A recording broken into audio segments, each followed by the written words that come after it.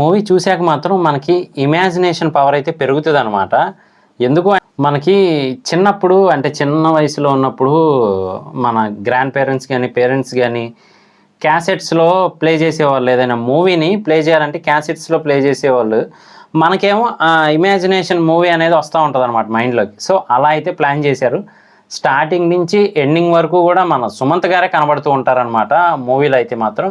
మిగతా అంతా కూడా బ్యాక్గ్రౌండ్ వాయిసే వస్తూ ఉంటుంది. బ్యాక్గ్రౌండ్ ఆర్టిస్టులు ఎవరైతే వాయిస్లు ఉన్నాయో వాళ్ళు డైరెక్ట్గా అయితే మనకు కనబడరు. అక్కడ జరిగే సీన్ కానీ సౌండ్స్ కానీ వాళ్ళ డైలాగ్స్ కానీ అన్నీ కూడా అలా మనకి ఆడియో రూపంలోనే ప్లే అవుతూ ఉంటాయి అన్నమాట. ఇంతకీ అసలు స్టోరీ ఏంటి అంటే కనుక, మన సుమంత్ గారు ఒక స్పోర్ట్స్ పర్సను అనుకోకుండా ఒక యాక్సిడెంట్లో అయితే ఆయన ఇంకా స్పోర్ట్స్ నుంచి బయటకు వచ్చేయాల్సి వస్తుంది. అలాగే అక్కడ ఒక అమ్మాయిని గుద్దేసి చంపేశాను అని చెప్పి ఆయనకి తెలుస్తుంది. దాని ద్వారా 5 ఏళ్ళు అయితే మాత్రం గిల్ట్తోనే బతుకుతూ ఉంటారు. అలాగే సూసైడ్ చేసుకుందామని చాలా అటెంప్ట్స్ చేస్తూ ఉంటారు. మళ్ళీ ఆ ధైర్యం సరిపోక వెనక్కి వచ్చేస్తూ ఉంటారనమాట. సో అలా జరుగుతూ ఉంటుంది. అలాంటి సిచ్యువేషన్లో ఆయనకైతే ఒక కాల్ వస్తుంది.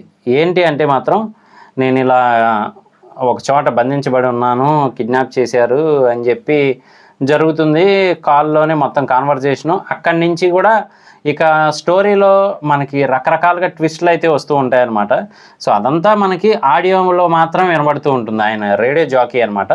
సో మొత్తం అంతా ఆడియో రూపంలోనే వస్తూ ఉంటుంది. ఈయన అక్కడ కూర్చొని పోలీసుని కాంటాక్ట్ అవ్వటము, మరి ఆ అమ్మాయి సేవ్ అయిందా లేదా, ఇవన్నీ కూడా జరుగుతూ ఉంటాయి. లాస్ట్ అయితే మాత్రం క్లోజింగ్ ద ఎండ్ ఏదైతే వస్తుందో అది మాత్రం ఈయనకి కూడా గిల్ట్ పోయేలా అయితే ఉంటుందన్నమాట.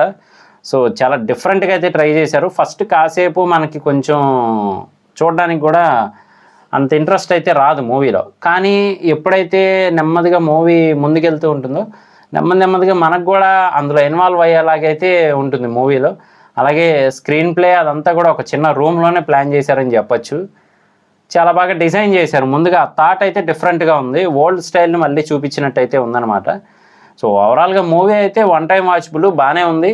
మనకి ఆహాలో అయితే ప్రజెంట్ అవైలబుల్గా ఉంది. అలాగే సుమంత్ గారు యాక్టింగ్ కూడా బాగుందని చెప్పచ్చు. కంప్లీట్ డిఫరెంట్ స్టైల్లో అయితే కనబడతారు మనకి మూవీలో. సో ఇది నా రివ్యూ. ఇలాంటి మరిన్ని ఇంట్రెస్టింగ్ వీడియోస్ కోసం, రివ్యూస్ కోసం మన ఛానల్ వెంటనే సబ్స్క్రైబ్ చేసుకోండి.